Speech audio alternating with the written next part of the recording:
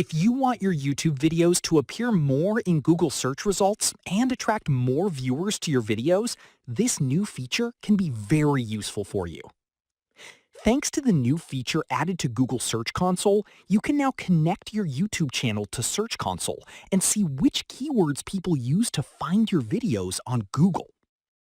For this, first open Google and type Google Search Console in the search bar.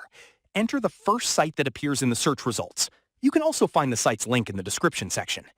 On the page that opens, click Start Now. After entering Search Console, you will come across a section where you can add various social media accounts. From here, you can add your Instagram, TikTok, X, and YouTube accounts. We, on the other hand, will connect our YouTube channel. For this, click the YouTube button.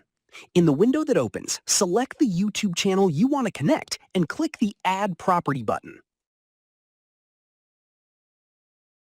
After waiting a few seconds, the Go To Property option will appear. When you click this button, your YouTube channel will now be connected to Google Search Console.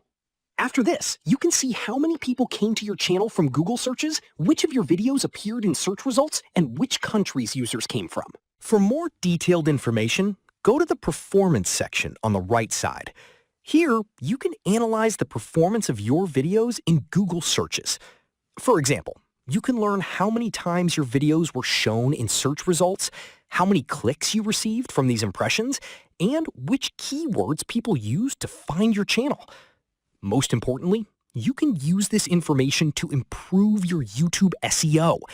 By determining which keywords and topics bring more traffic, you can optimize your future videos more accurately.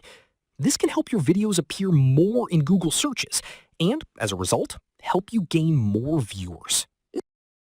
If you want more of such useful information about YouTube SEO, digital marketing, and social media, don't forget to subscribe to the channel.